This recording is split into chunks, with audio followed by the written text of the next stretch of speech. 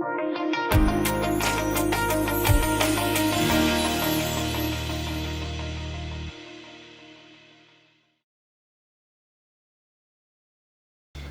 kia ora everybody. Thank you for coming out today and talking about this, your experience with this wonderful kaupapa. The kaupapa for our whānau is gastric sleeve surgery and also bypass, but I don't think that's been any of our experience, so we'll leave that for others who have gone through that type of surgery. And we were hoping that a few others who went to different spaces like Turkey and India might have been part of and New Zealand, been part of this conversation, but they couldn't make it today. But we're grateful that you were able to make it. Just if we could quickly go around the room, just introduce ourselves, and then we'll get into some questions. So kia ora, we'll start with you, Ruth. Oh, kia ora everybody, I'm Ruth Wong, and from Korongata. I've had diabetes for 20 years and I had the gastric sleeve in September last year. Kia ora. Kia ora. Well, kia ora koutou. I'm Laura Kelly, Nō Rich Pa, Korongata. And I got my gastric sleeve done in February 2023. Kia ora whānau, my name is Hemi Wong. Ruth is my mum. I'm also from Korongata. I got my surgery at the same time as mum and uncle and auntie in Thailand, September last year. And I'm Arieta Walese and from Korongata Marae Trust also. And yeah, had diabetes, and I think it was the eye issues and the other things that kind of pushed me to have the gastric sleeve we had in September last year. Right. So kia ora anō, Tracy Tui Masiru, sister, nephew, cousin. So again, grateful. We're going to talk about our health issues and our motivation to look to surgery as an option. Just quickly, some of you already talked about it, but just can you just briefly describe where you went for your surgery, what made you decide to go there, and if you don't mind sharing, kind of how much the surgery itself, not so much the whole trip, how much the surgery cost. Oh well, so I decided on Taiwhenua, Mexico, Elias Ortiz and Co. And I decided on Elias Ortiz and Co. After booking in at the local hospital here. Oh. So I actually made an appointment. I actually had a surgery date at Royston Hospital, and there were just some things that I was a bit scared about going to Royston, even though it was only a 5 kilometre drive. And one of the main things was the aftercare, because at the time my husband had 2nd and 3rd degree burns, and we didn't have a very good time with the public health care in terms of his aftercare with his mahi, so I was a bit apprehensive about that. And then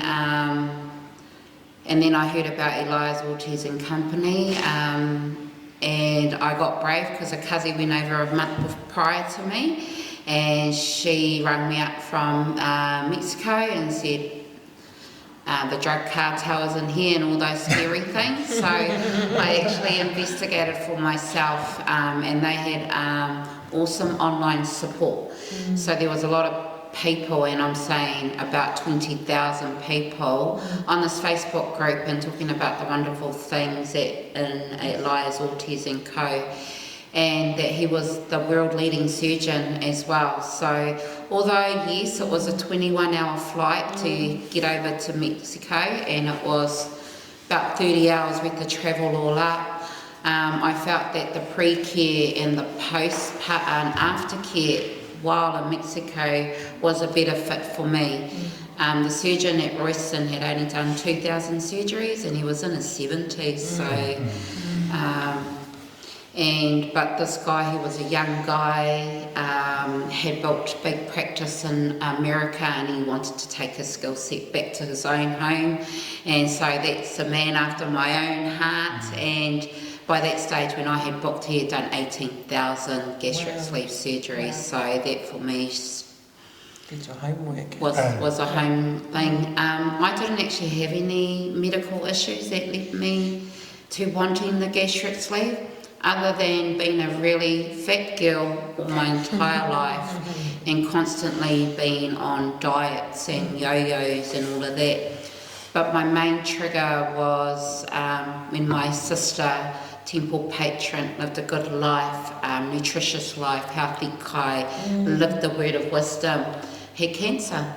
And she battled stage 3 cancer for about 4 or 5 years until she hit stage 4 and challenged me to look after myself. And I could see my sister trying every alternative to make her life longer.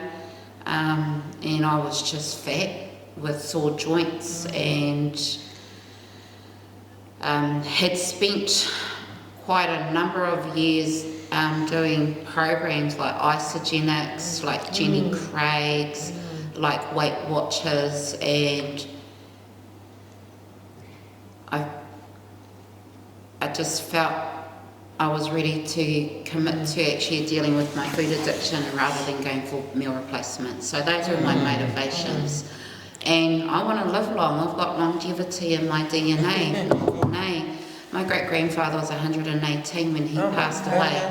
So I know if we have access to our resources or we understand our kai, that we do have the ability to live into triple digits and not weigh triple digits. Yeah. Thank you. Yeah. So that's sort of my story leading up to the surgery. That's awesome.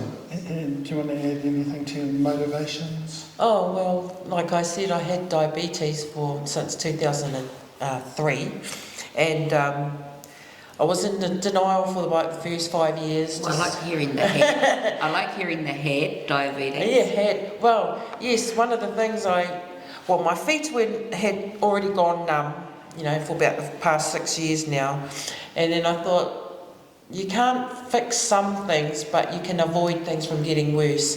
And I was doing the yo-yo, do good, and then getting bad and all that kind of stuff. So going to have at first, actually Tracy asked us if we wanted to have it.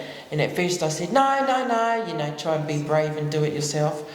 But I thought, I haven't got much time. I'm 52, that was last year, and I don't have much time to get myself better. I want to live longer. And because our mum died at 52, we kind of thought, well... The opposite to your father. Yeah. But we do forget that our dad's 82. Yes. And so, we tend to forget about the good things and always dwell on bad things. And when I made the decision to go, I thought this is a time to reset, a time to, live. Because also I didn't mention, my sister and I lost our husbands. My husband's been gone for 25 years. And sometimes, you watch your kids grow up and then after a while you think, oh, well, I'm ready to go. What's my purpose on earth? And when I had this... it was like a turn in my mind last year. I thought, I can live. I've got life. I can do other things. And so that was my turning for me.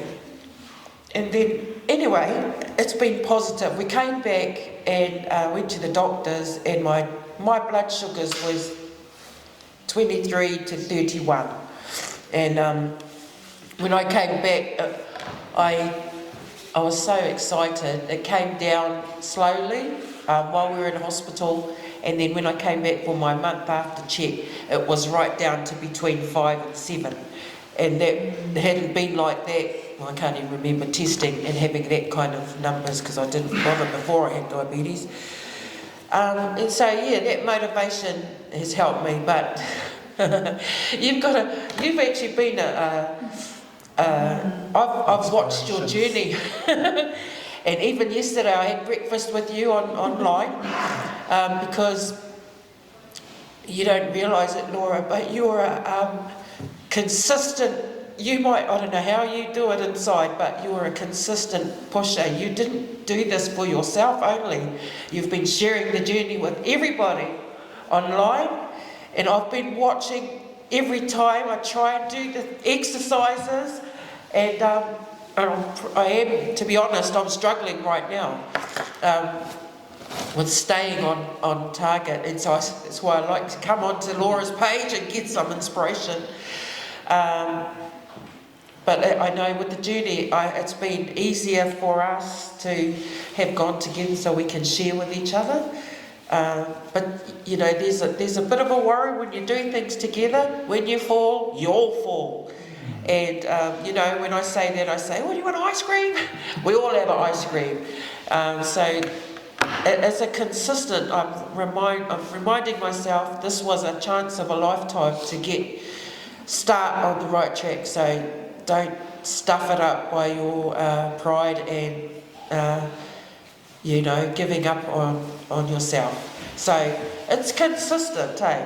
And I'm grateful though for the opportunity. It's been if anyone has ever thought about it, and you hear this all the time, don't think anymore, just do it. Do anything you can to have this, because it's a chance for you to refresh. I feel so much happier now, and I know I could be better, but right now I'm happy. So yeah, thank you. Thank you, Ruth. Amy, anything else around motivating factors? I think for me, I've been considering getting the surgery for a long time before we even discussed it as a family. Just for myself, going through like yo-yo dieting, always being a fatty, being surrounded by a big family and big community, so it kind of becomes normal that, everyone's fat. So no one's fat, so everyone's just, that's just how we are, that's how you start to think. But it wasn't until when I was in university, my friend, who's only, I think she was 19 or 20, she got it in Auckland, and I just saw her whole transformation and how much happier she was, and also like people who had it here.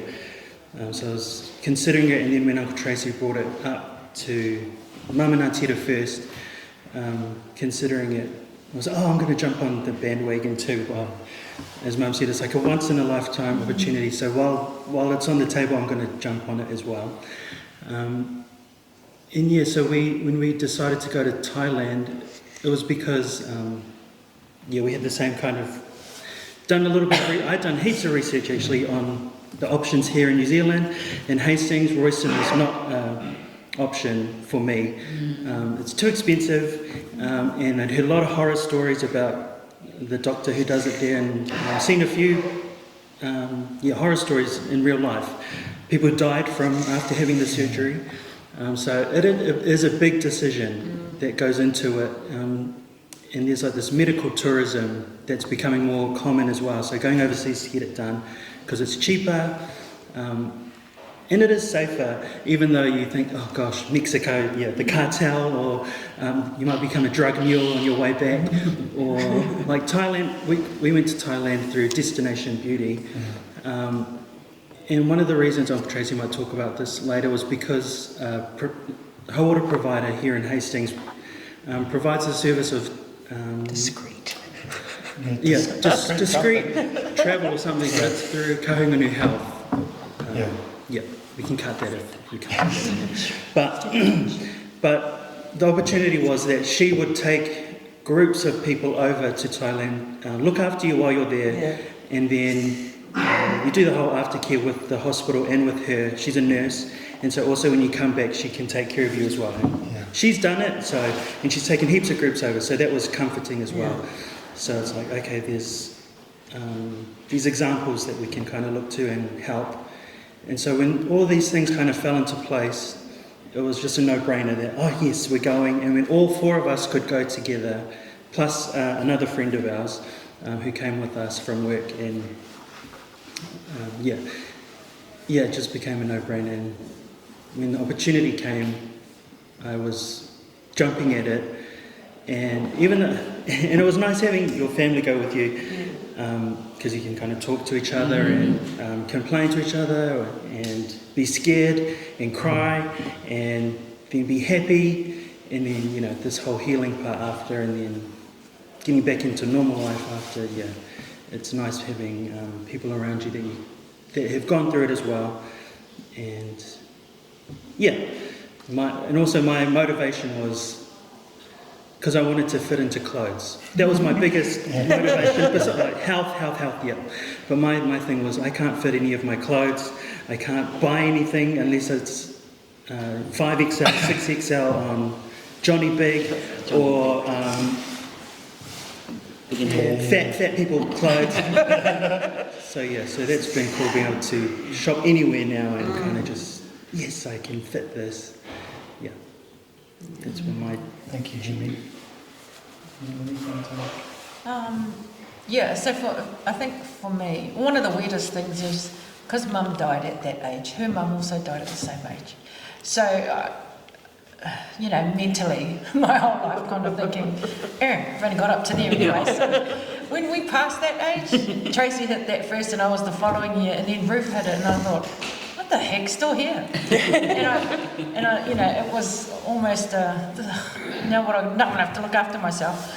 But the thing that actually, Carlisle turned 21, and that night, when we had his birthday, family together, and that night, I went blind. I lost 65% of my eyesight. Well, I lost about 80 of it straight away, and for 2 days I couldn't see anything, and I thought, oh, what the heck, I'm just stressed. So just by the time I went to the optometrist, they put me straight into hospital and I had laser surgery. And it got to the point, and I thought, oh, why? And they said, it's your diabetes, you need to do something. And like Ruth said, she was in denial. I was in denial for like the 20 years. I didn't want to do it. I thought, no, I'm not going to do it.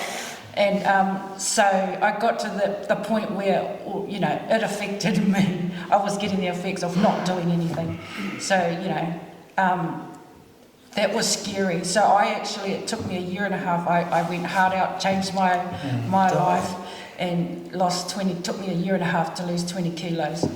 But it got to the point where, so when Tracy kind of asked, I was thinking, but I'm already on the journey. Yeah. And I was happy with that. But my eyesight went again the following year, and I thought, so I had 65% of my eyesight, and I thought, they said, we can't do any more surgery on you. I was having it quite often. They said, we can't do anything for you until you take care of that diabetes.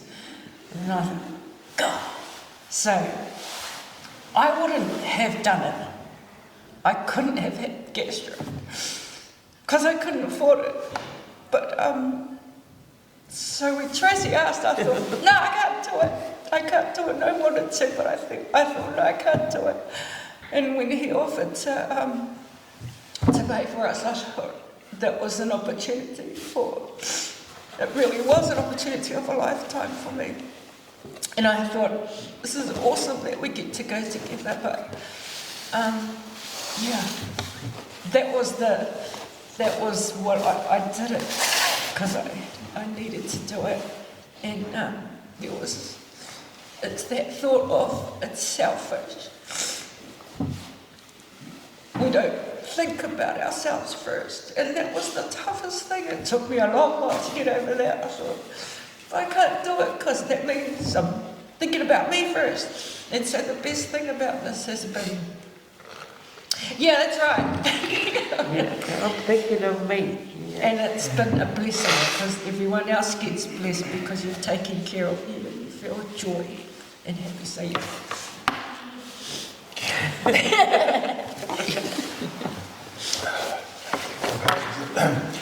a little bit of what all of us have said. Definitely I made it past 53. I was thinking, and in diabetes, probably as long as Ruth, maybe a little bit shorter or a bit longer. I can't remember who got it first. I think it was me. And I can't remember. But anyway, I'd got into this, not so much yo-yo, I'd given up, I wasn't even bothering dieting, but I'd gotten into this, every time I had to go and see the doctor, I'd motivate myself for 2 months, take my pills, and then, because it's 3 months you get your refill. And then when the pills ran out, I think, I'll get them next week, did a refill, next minute it's the end of the year.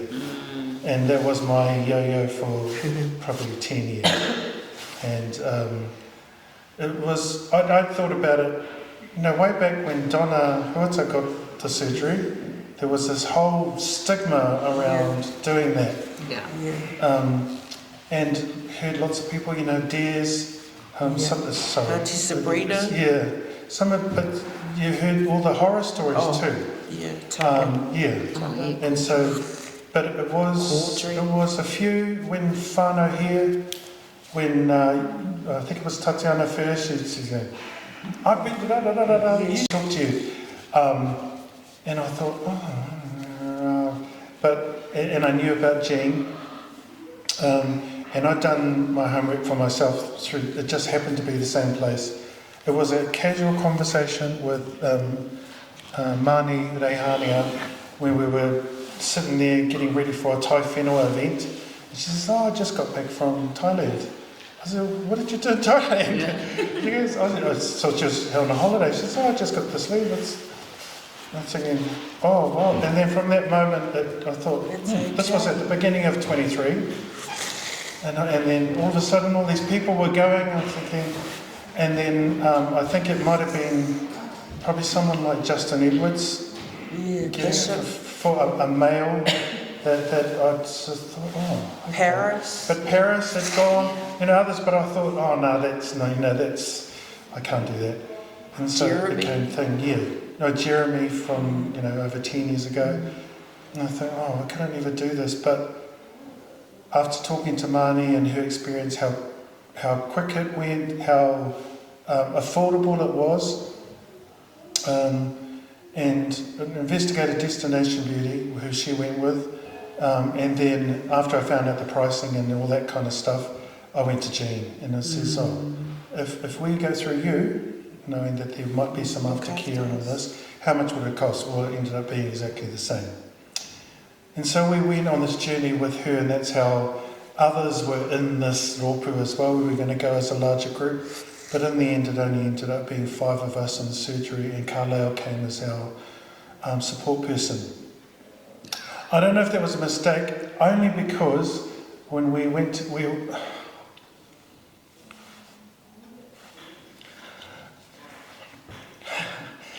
were all booked for the same day. And suddenly I thought, hell, I'll put all this on Carlisle. If something happens to us, he's got to make a decision.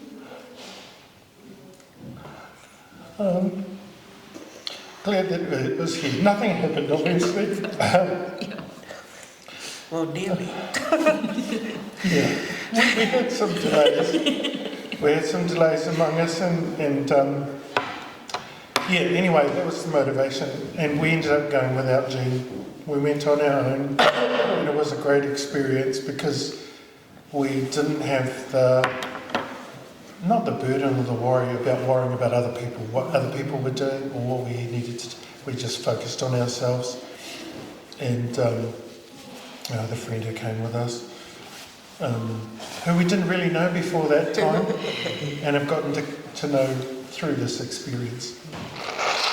So that's why sorry, we're taking up so much time, and that's just the introduction. I think we need to carry this conversation on later because I think we will. I want to ask Laura questions in the forum. And I think what we might do is we might open it up to others who are interested in this and let them ask us questions too. There's a bigger group who are part of this. So Peter Tihema, I invited him.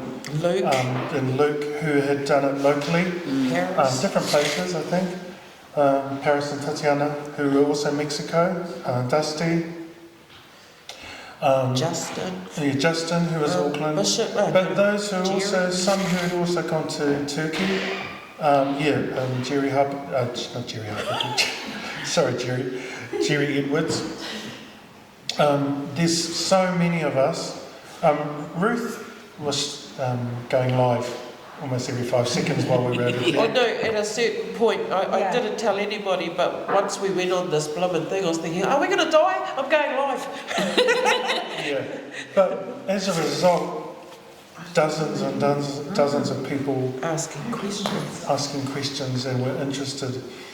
And so much of today is really, this is an option, and like what Ruth said before, if you have the opportunity to do this, don't delay.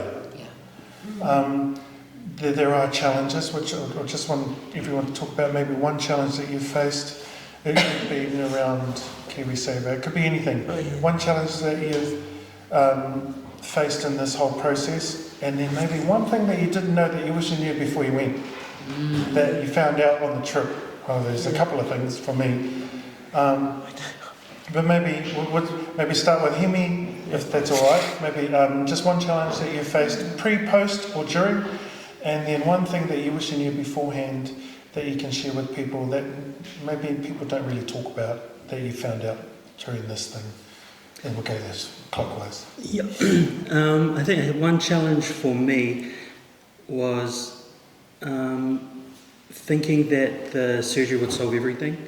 Yeah. And that it's easy after you have the surgery. That's it. You just lose weight, and then you're skinny, and then you're happy, and that's the end of it.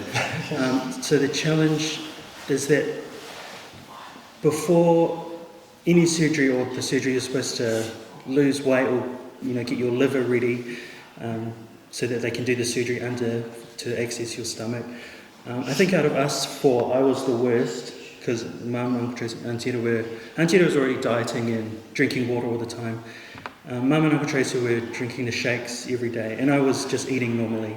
I didn't do anything, and then even up to the night before the surgery, everyone was just eating a little bit, and I was having a big feed because we'd gone to this night market. So I was like, this is going to be my last supper. I'm going to eat, drink, and be merry and die. And then you have the surgery, and then go through the eating, drinking only, then eating, and then you can introduce new foods to your stomach, and then it's still a journey. So it's not a solve everything. Yeah. You still got to work. You still actually got to think about what you're eating. Still got to drink heaps. Still got to watch how much protein you're eating. You're supposed to not eat sugar and all that stuff. So it doesn't solve all your problems and make it all go away. You still have to think about what you're putting. You still have to change our heads. So I think that thing was for me mental. That if you're not preparing yourself before, it's going to be harder after. That's what I've experienced because I'm still thinking like, I want to have a big steak, I want to have a big feed, I want to eat everything. I don't want to just cook us a one big feed thing. still. He still cooks a big pot of food. A big pot. and big kai, and but it's awesome. But we're still thinking that way a little bit, and we have group family meeting, so that's an interesting change. But the whānau are coming around because there's more of us than them now. Yeah. Oh, thank you. What about you, Laura? What's a challenge and something you wish you knew before?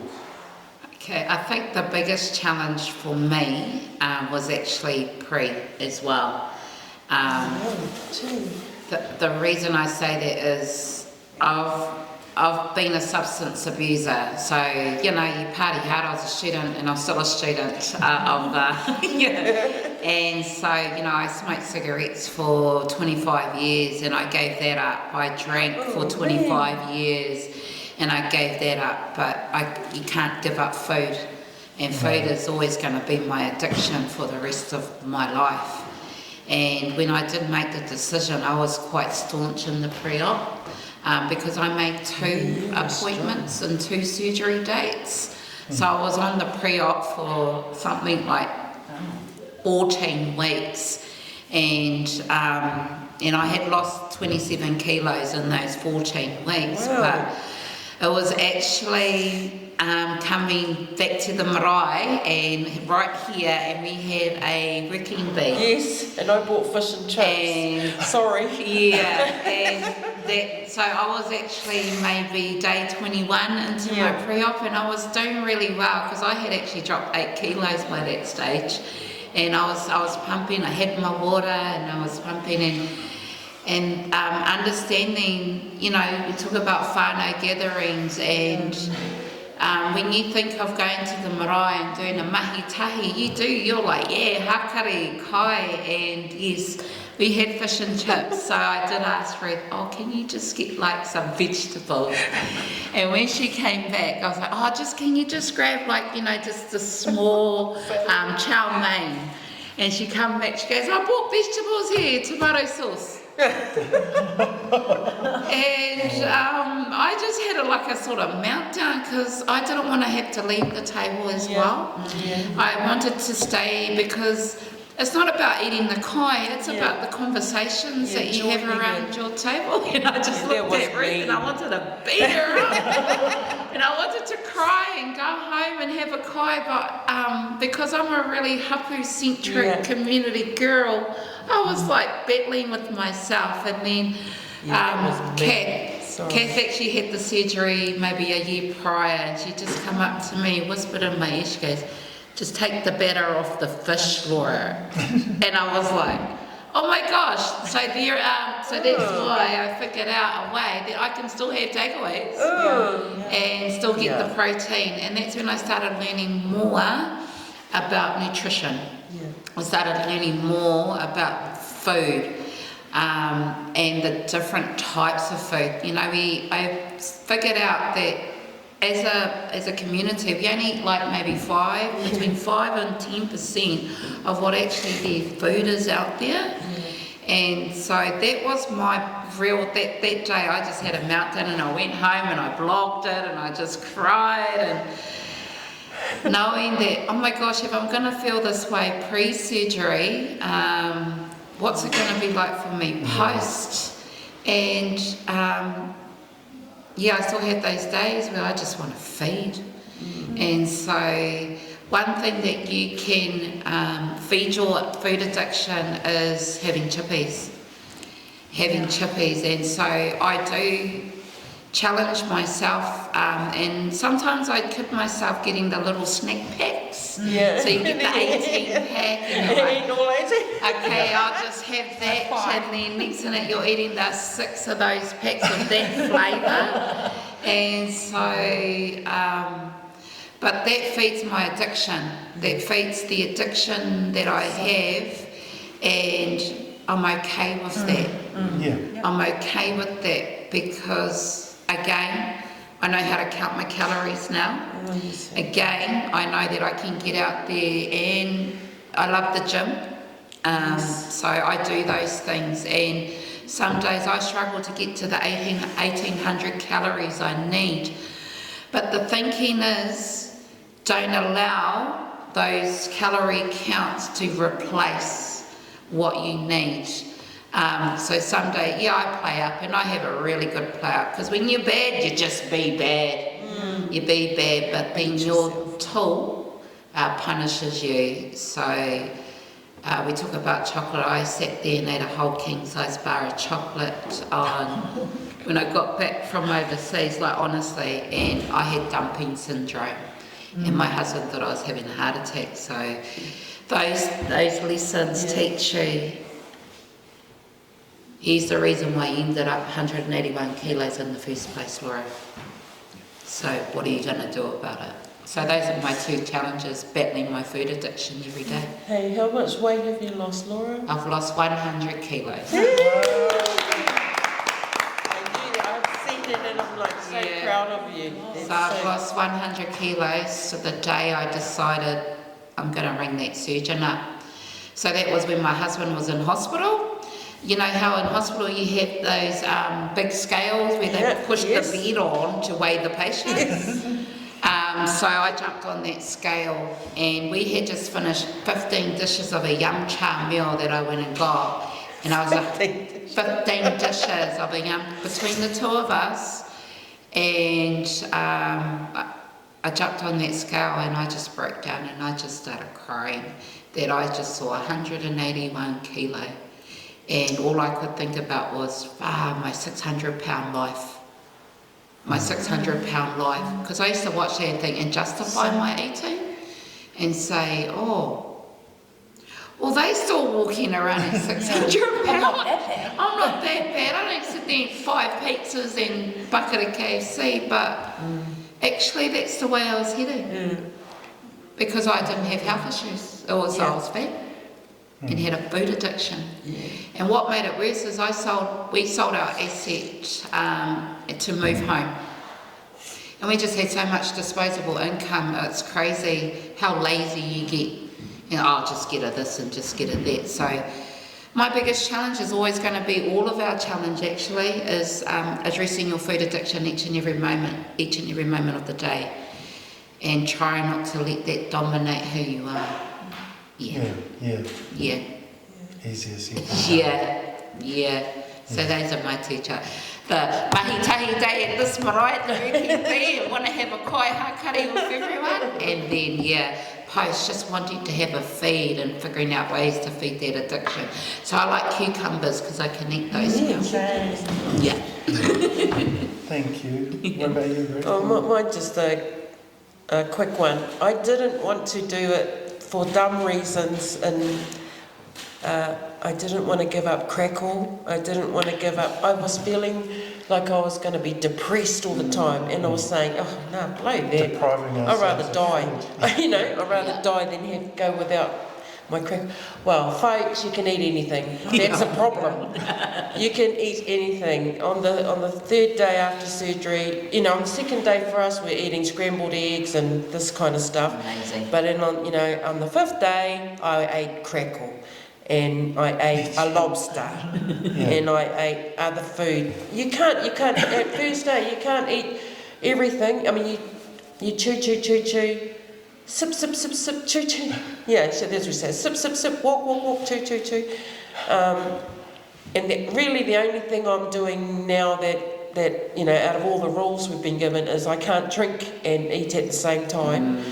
But I'm a bit foolish at the moment. Try not, if you're going to do something, I keep telling myself, geez, your brother's investment. Don't be stupid. And it's not just that just helps me, my pride. And then I think about, like Alieta said, about my life, that being selfish. And hey, I'm going to force myself to go to bed at this time and wake up at this time. I'm going to force myself to have a kai at the times I should. Go home after, when you're supposed to at work, and don't try and be a hero, which I sometimes try and do, and then you hurt yourself. So there's a whole lot of things we need to, when you nail something, you've got to stick to it and say. That's why I love looking to your posts, Laura. And I still remember the first day when you left the airport, I think I was seeing Hemi or someone was going away with one of the kids, and you said, "You fellas, next day." And I just looked at you and I was thinking, yeah, it's not going to happen. But I didn't realise the opportunity was going to come. And because of the braveness of our whānau, we, hopefully we can help somebody by who's thinking about it too. Yeah. Well, just not to be afraid of it as an option. Probably all the same challenges for me. I get a couple of things probably that I wish I knew beforehand. Probably lack of research. Yeah. I wish I knew, because I ordered for everybody vegetarian meals on the airplane. We didn't want to break our fast. We were like, Well, we get there, and then after our pre-op, after that they said, have a good meal tonight. And I said, but we've got surgery tomorrow. No, have a good meal. So we went to a Lincoln Market, and we had about 20 dishes. We had such a feed that nobody bothered to film it. So we just had a big feed. So that was one thing. The other was, actually two more. I didn't realise how much gas was going to be a factor post-op, and that how bloated you're going to be for days and why they encourage you to walk. And the third one was, and I don't know why it was a surprise, having a catheter. I didn't even think that we were going to have a catheter afterwards, because I was thinking, I don't know, I'm trying to say in the post-op, I think I need to go to the toilet, but you can't see or anything, so I'm thinking, so those are probably things that I wish I thought about properly before. I just didn't think. and also the Carlisle thing about putting that burden on somebody. Yeah, 'cause I just didn't think we knew that our ops were supposed to be at the same time, and it just happened that it didn't. So we were kind of lucky that way. But still, I was thinking, oh, gee, there's so much pressure. And just that I wish, like everyone, that we'd done it sooner. Yeah, I wish we'd done it sooner. Yeah. Sorry, what about Way you? sooner. Yeah, I when I look at food, I want to enjoy. I want to enjoy it. So my kind of mental thing, like I'm not, I don't do the calorie counts. You know, I'm not that thingy. Yeah, and when I feel full, you know, like when I eat, and then I feel like, oh God, and I get happy. So then I think, yeah, It's working. We don't have to go do it again. yeah. We haven't stretched our stomachs again. But so I still like to enjoy my stuff. One thing that I've noticed that I do is, it took a long time mentally to notice that I'd lost. You know, I looked at everyone else and I thought, Cheese. look at you pops. And then I didn't feel that way for a long time. But your clothes change. It's the clothes that you're thinking, oh, holy. They look ugly now. Yeah. So I wish I had worn some of my clothes that I'd been waiting to wear, because by the time I was able to wear them, I couldn't fit them. They were too big. I'm like, boom. But I want it to be a normal. I'm into that buzz of trying to make it a normal part of my life. Yeah. Look, Whānau, I think our conversation is going to get bigger and bigger. Yeah. So I think what we might do is park it there and then try and regroup and then just have a think about your experience a little bit more and how we can help others. We're not saying do this, we're just saying don't discard it as an option if it's available to you. Because we haven't talked about things like KiwiSaver. There are some struggles that others are having. And the pros and cons are going to different places. There will be. So we'll pick that up. That's my frequently asked question is cost. And because I did go local and got the cost from there, and then I went to Mexico, I could compare. So over here was going to cost me up to 28,000 one day in the hospital, and but over in Mexico it only cost me 12,000, and that included my flights, insurance, and I went premium economy. So that was a no-brainer to me. Money wasn't an issue for me. The reason is because I inherited intergenerational wealth. We own land, so I could sell my asset and know that I've got a home. And but for me, it was like, again, I can't be this selfish to think of my own self and spend that amount of money on myself. And and I'm challenging you, Whānau, is one thing that I got over with the cost is how much. We're talking about pairs. You need to work out how much you spend over a year on food. If you can nail down what you spend on kai, and I'm talking about the chewing gum, the fizzy drink, the $2 chocolate bar, the hot chocolate, the frappe, all of that, plus what you spend in groceries, you just cry that you spend on yourself over nearly $20,000 for 1 year. And the savings that we have now, once we get over making big feeds, like honestly my kai, $8 a day I would spend on food. And so this week I challenged myself, don't buy takeaways. And honestly, between Manu and I, we still get our food. It's about $100 a week is our grocery bill. So that went from 24 to 28,000 to $100 a week. So 5,200. That's if we don't have takeaways. So that's how I justify my spend. And that's the thing, we can eat that easily. But we'll go Yeah. in depth into Yeah. the costings, some of the pros and cons, and actually where do you go to start doing your own homework Yeah. around this. So we'll pick that up. Thank you very much for being part of this part A for gastric sleeve, and we may add more people to this mix as they are available. But thank you very much for coming today, and we'll catch you next time. Kia ora.